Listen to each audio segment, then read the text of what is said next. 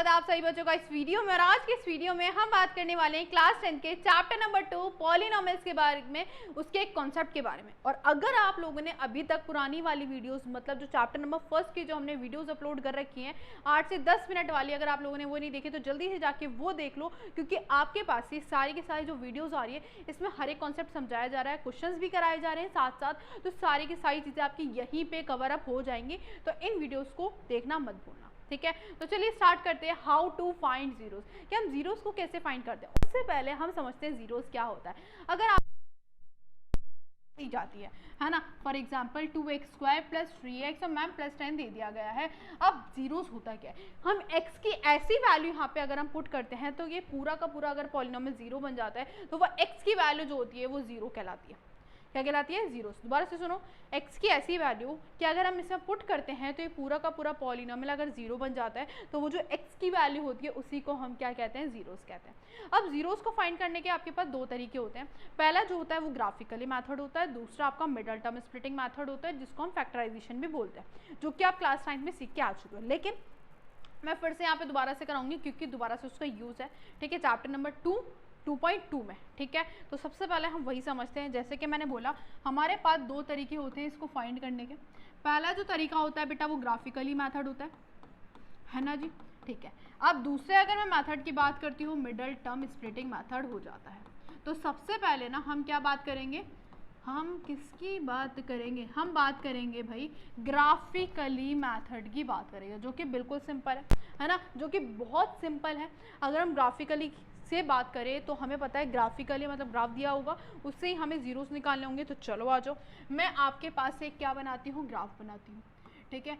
ये हमने बनाया कार्टेशियन प्लेन। अब इसमें मैं कर्व भी बना देती हूँ। क्या बना देती हूँ बेटा? कर्व भी बना देती हूँ। ये मैंने बना दिया कर्व, ठीक है। अब मुझे यहाँ से निकालने हैं इसके जीरोस। अब कैसे फाइंड करेंगे जीरोस? उससे पहले यार एक बात सुनो कि जितनी बार भी वो कर्व या ग्राफ कह सकते हो, जितनी बार भी वो ग्राफ एक्स एक्सिस को टच करेगा या कट करेगा उतने ही आपके क्या निकलेंगे? जीरो। दोबारा से सुनो, जितनी बार भी क्या बेटा एक्स एक्सिस को क्या करेगा? टच या कट करेगा। एक्स एक्सिस को, ठीक है, एक्स एक्सिस को क्या करेगा बेटा? टच करेगा या क्या करेगा? कट करेगा, उतने ही आपके क्या निकलेंगे बेटा? जीरोस निकलेंगे। बस इस बात को ध्यान में बिठा लो, ठीक है। अब जैसे कि मैंने बोला एक्स एक्सिस को, यहाँ पे आपके पास वाई एक्सिस होती है, यहाँ पे आपके पास एक्स एक्सिस होती है। तो ज़रा मुझे सोच के बताओ यहाँ पे कितनी बार कट कर रहा है? कितनी बार कट रहा है मैम? 1 2 3 और 4। तो कितने जीरोस हो गए भाई? 4 जीरोस हो गए। बिल्कुल सिंपल सा तरीका। एक और एग्जाम्पल ले, आ जाओ तो फिर एक और एग्जाम्पल ले लेते हैं। एक और एग्जाम्पल से समझ लेते हैं क्या कहना चाह रहा है ये। यहाँ पे है, ठीक है, मैंने यहाँ पे बनाया एक कर्व, ठीक है। अब हमें बताना है कितने जीरोस होंगे। ये आपके एक्स एक्सिस, फिर से ये आपके क्या हो गए बेटा? Y axis. बताओ जरा कितने जीरोस है मैम? 1 और 2। तो कितने जीरोस हो गए? सिर्फ यहाँ पे एक्स एक्सिस का रोल है, तो जितनी बार भी एक्स एक्सिस को टच करेगा उतने ही आपके जीरो। एक लास्ट और देख लो, एक लास्ट और देख लो, है ना, बस फिर हो गया, फिर हो गया खत्म। फिर आप समझ गए बहुत अच्छी तरीके से। ये मैंने बनाया, ठीक है। अब ज़रा मुझे सोच के बताओ, बहुत ध्यान से सोच के बताना कि बेटा इसमें कितने जीरोस आएंगे। ये जो लाइन दिख रही है यही आपका क्या है? ग्राफ है। इसमें क्या एक्स एक्सिस को टच कर रहा है? नहीं कर रहा। अब बच्चे कहेंगे मैम इसमें हम कैसे जीरोस निकाले? यहाँ पे तो एक्स एक्सिस को टच ही नहीं कर रहा, वाई एक्सिस को कर रहा है। तो बेटा अगर एक्स एक्सिस को टच नहीं कर रहा तो ऑब्वियस सी बात है शून्य जीरोस होंगे, मतलब एक भी जीरो नहीं होगा, मतलब जीरो जीरोस आपके हो चुके हैं, ठीक है। तो घबराने वाली बात नहीं है। इसी तरीके से आपके पास क्वेश्चन आते हैं। 2.1 जो है वो इसी के ऊपर बेस्ड है, तो मतलब आपने 2.1 अच्छी तरीके से कंप्लीट कर लिया है। समझ गए बात को? तो चलो आ जाओ नेक्स्ट वाला मेथड समझते हैं, क्वाड्रेटिक पॉलिनोमियल वाला, जो कि आपके मिडल टर्म स्प्लिटिंग है। तो बहुत ध्यान से इसको सुनना। देखो सबसे पहले हम क्या करते हैं, लास्ट वाली की मल्टीप्लाई फर्स्ट वाली से। -12 इंटू में क्या आया बेटा? 2x² आया। कितना आ गया बेटा? 24x², वो भी माइनस का। अब हमने क्या करा? बीच वाला नंबर उठाया जो कि आपका कितना था? 5x, ठीक है। अब हमें ऐसे दो नंबर्स लेना है। क्या लेना है? ऐसे दो नंबर्स लेना है कि मल्टीप्लाई करके माइनस का 24 आ जाए, प्लस करके या माइनस करके बेटा कितना आ जाए? 5 आ जाए। क्या आ जाए? प्लस करके या माइनस करके क्या आ जाए? ये मल्टीप्लाई करके और ये प्लस करके या माइनस करके। सोचो जरा, ऐसे दो नंबर्स में हम क्या होंगे कि मल्टीप्लाई करें तो 24 आ जाए, प्लस करके या माइनस करके क्या आ जाए? 5 आ जाए। तो भाई 8 या 24 होता है, 8 3 जा 24 और 8 में से 3 माइनस करेंगे तो मैम क्या मिलेगा 5 मिलेगा। आ गया, एक आ गया 8 और एक आ गया 3। ठीक है, साइन भी इंपॉर्टेंट है, देखो एक्स एक्स है दोनों के साथ, तो यहाँ पे भी मैंने एक्स एक्स लगा दिया। अब प्लस का 5 चाहिए, प्लस का क्या चाहिए बेटा 5 चाहिए, मतलब -3 होगा और प्लस का क्या होगा 8 होगा।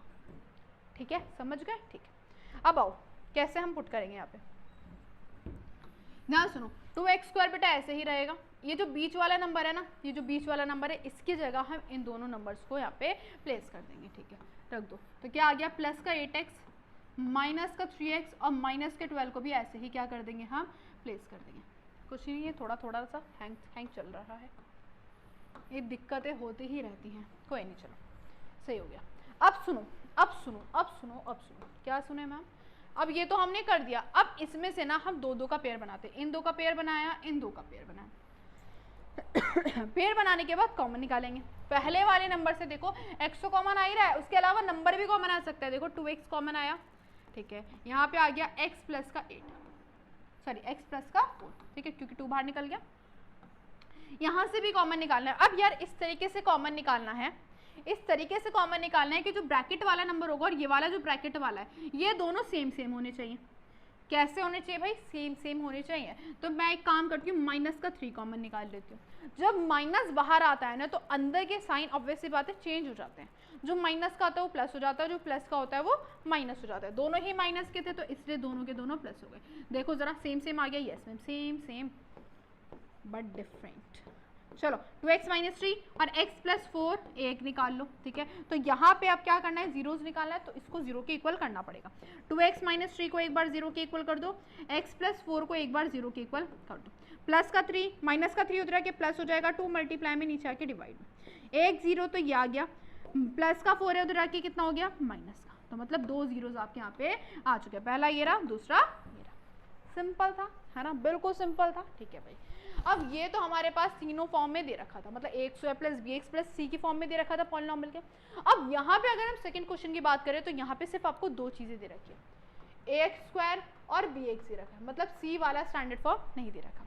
अब ऐसे केस में क्या करेंगे, सीधा सीधा आपको क्या करना है, क्योंकि जब हमारे पास तीनों चीज़ें होती थी तो हम लास्ट वाले की फर्स्ट वाले से करते थे, यहाँ पे तो लास्ट वाला ही नहीं है, वही गायब हो गया, तो हम मल्टीप्लाई कैसे करेंगे। तो ऐसे केस में ना जब यू स्क्वायर मतलब एक्स स्क्वायर की फॉर्म में अगर दे रखा है, ठीक है, और एक्स भी दे रखा है, तो हम सीधा सीधा यहीं से डायरेक्टली कॉमन निकाल लेते हैं। यहाँ पे आपके पास 4u कॉमन आ रहा है, यहाँ पे आ गया u, यहाँ पे आ गया 2। अब सीधा जैसे हमने ये करा था वैसे इसको भी जीरो के इक्वल कर देंगे। एक बार 4u को इक्वल कर दो जीरो के, और u प्लस 2 को एक बार जीरो के इक्वल कर दो। ये मल्टीप्लाई में नीचे आके डिवाइड, 0 अपॉन में 4 0, प्लस का 2 इधर आके -2। समझ गए। तो इस तरीके से भी आ सकता है कि x की जगह आपको u दे देगा, v दे देगा, y दे देगा, कुछ भी दे देगा, ठीक है, लेकिन हमें तो करने से मतलब है ना। चलो भाई ये भी समझ गए। अब यहाँ पे देखो, यहाँ पे x वाली टर्म गायब कर दी।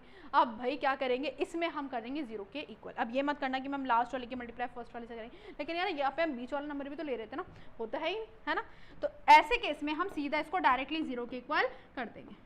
माइनस का 15 उधर जाके प्लस का 15, स्क्वायर है बेटा, उधर जाके कितना हो जाएगा अंडर रूट, ठीक है। एक बात ध्यान रखना है, जब भी हम जीरोस निकाल रहे होते हैं तो एक बार प्लस में लेते हैं रूट वाला नंबर और एक बार माइनस में, एक बार प्लस में एक बार माइनस में, मतलब एक बार आपके पास जीरोस जो आएगा वो रूट में 15 आएगा प्लस का, और दूसरा वाला जो आएगा वो माइनस में रूट में क्या आ जाएगा 15 आ जाएगा। समझ गए क्या बात को। तो यही केस होते हैं आपके, जो कि मैंने आपको तीनों ही कवर करा दिए। या तो आपको तीनों दी जाएंगे, या आपको दो दी जाएंगे, या आपको ये वाले दो दी जाएंगे, ठीक है। आई होप सारे क्लियर हो गए होंगे जीरोस निकालने का तरीका, ठीक है। नेक्स्ट वीडियो में हम सीखेंगे रिलेशनशिप बिटवीन जीरोस, जो कि आपके पेपर में 3 नंबर का क्वेश्चन आता ही आता है। उसमें आपका ये मिडल टर्म स्प्लिटिंग की जरूरत पड़ेगी, इसलिए मैंने पहले वाली वीडियो में मिडल टर्म स्प्लिटिंग करा दिया। उसमें हम समझेंगे जीरोस के बारे में, alpha beta, sum of zeros, product of zeros, बहुत कुछ समझेंगे क्योंकि इंपॉर्टेंट होने वाली है। तो उस वीडियो को वेट करना, ठीक है, और चैनल को जरूर से सब्सक्राइब कर देना। मिलते हैं बेटा नेक्स्ट वीडियो में।